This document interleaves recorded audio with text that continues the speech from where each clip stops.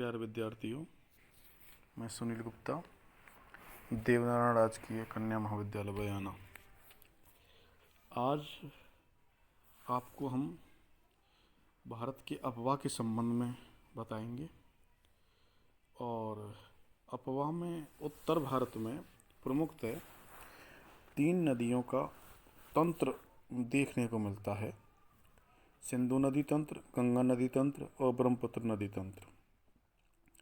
ये तीनों ही नदियाँ, सिंधु, गंगा और ब्रह्मपुत्र, अंतर्राष्ट्रीय प्रकार की नदियाँ हैं जो स्वयं और स्वयं की सहायिकाओं के साथ एक देश से दूसरे देश को प्रस्थान करती हैं। अब हम देखते हैं कि सिंधु नदी तंत्र, जिसको इंडस नदी के नाम से भी, इंडस रिवर के नाम से भी जाना जाता है, और ये जो नदी है वो पूर्ववर्ती नदी के रूप में भी जानी जाती है। पूर्ववर्ती एंटीसीडेंट रिवर, यानी कि पूर्ववर्ती नदी वो होती हैं जो बहुत पहले से ही बह रही हैं, यानी पूर्ववर्ती। एंटीसीडेंट बोलते हैं इनको, कि हिमालय पर्वत का निर्माण होता रहा और ये नदियाँ बहती रहीं, लेकिन इन्होंने अपना मार्ग नहीं बदला। और हिमालय पर्वत बनने के बाद भी, और ये आज भी उसी दिशा में पूर्व की तरह बह रही हैं, इसलिए इनको पूर्ववर्ती नदी कहा जाता है। अब हम देखेंगे कि जो इस नदी और नदी की सहायक नदियां हैं वो कौन कौन सी हैं, कहाँ कहाँ से बहती हैं। तो सिंधु नदी जो है वो लगभग 2880 किलोमीटर की लंबाई वाली है। इसकी जो लंबाई है वो है 2880 किलोमीटर, 80 किलोमीटर। और भारत में इसकी लंबाई है, भारत में 709 किलोमीटर, यानी कि ये इसकी लंबाई है। यदि इसके जलग्रहण क्षेत्र या अफवाह क्षेत्र को देखें तो हमें देखने को मिलेगा कि इसका 11,65,000 जो क्षेत्र है वो अफवाह क्षेत्र है पर किलोमीटर। और भारत में है लगभग इसका, भारत में 3,21,300 वर्ग किलोमीटर अफवाह क्षेत्र है। ये इसकी सामान्य विशेषता है। ये जो नदी है वो, इसका जो उद्गम होता है ये बोखर्चू हिमनद है, जो कि कैलाश श्रेणी में है। बोखर्चू हिमनद, यहाँ पर ये आपको देख रहे होंगे, यहाँ ये कैलाश श्रेणी में बोखर्चू हिमनद है। हिमनद इन ग्लेशियर, हिमनद होता है ग्लेशियर, ग्लेशियर।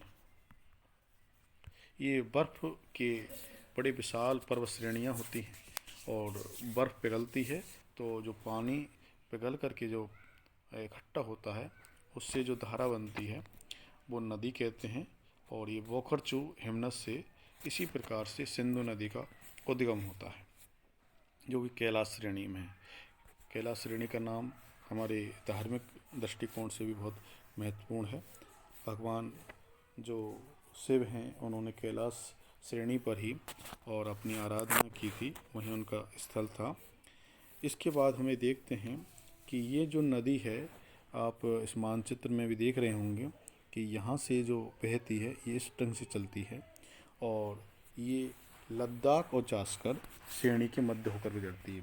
इससे पहले जब मैंने भारत के भौतिक प्रदेशों के बारे में आपको बताया था तो उसमें ये बताया था कि 3 पर्वत श्रेणियाँ हैं, और उन 3 पर्वत श्रेणियों में जो पर्वत श्रेणी है जिनका विस्तार है, तो इस ढंग से विस्तार है कि आप देखोगे पर्वत श्रेणी बनाकर मैं बताता हूँ आपको कि यहाँ सबसे ऊपर है काराकोरम श्रेणी, इसके बाद है लद्दाख श्रेणी और इधर है जास्कर श्रेणी। तो आप ये देख रहे हैं कि जो आपका ये जो गंगा इंडस रिवर है वो इस ढंग से जा रही है, यानी कि इस ढंग से, इस ढंग से। अब ये ऊपर वाली है लद्दाख श्रेणी और नीचे वाली है जास्कर श्रेणी। तो इन दो श्रेणियों के मध्य से और इंडस रिवर का और निकास है। आगे हम ये देखते हैं कि इस नदी का जो उद्गम है वो तिब्बत से होकर निकलता है। यहाँ जो भारत का मानचित्र तो आपको इसमें दिख ही रहा है कि भारत का मानचित्र यहाँ पर है और ये जो नदी का उद्गम स्थल है वो यहाँ तिब्बत चीन में। तो यहाँ इसको सिंगी खम्बन नदी भी बोला जाता है। सिंगी और खम्बन नदी ये तिब्बती भाषा में बोला जाता है।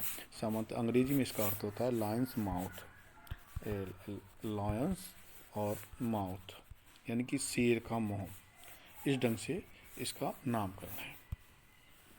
इसके बाद हम ये देखते हैं कि इस नदी की जो अन्य सहायक नदियां हैं, जब ये नदी आगे बढ़ती है तो इसमें इधर से श्योक, हुंजा, नौरा, ये बहुत सारी नदियां इसमें, सीगर नदी, तो ये बहुत सारी नदियां इसमें मिलती हैं और ये नदी बह करके और फिर यहाँ से तिब्बत से और भारत में प्रवेश करती है। इसके बाद ये और पीओके से होते हुए और पाकिस्तान में प्रवेश कर जाती है इस ढंग से, और बाद में ये अरब सागर में गिरती है। ये इस नदी का अपवा क्षेत्र या दिशा है। अब हम ये देखेंगे कि ये जो नदी है इसकी जो महत्वपूर्ण सहायक नदियां हैं उनमें पहली है झेलम। ये कुछ 5 नदियां झेलम, चिनाब, रावी, ब्यास और सतलज, ये महत्वपूर्ण इसकी सहायक नदियां हैं। तो झेलम नदी को हम देखें तो झेलम नदी का जो उद्गम है वो है बैरीनाग हिमनद और ये कश्मीर में ही है।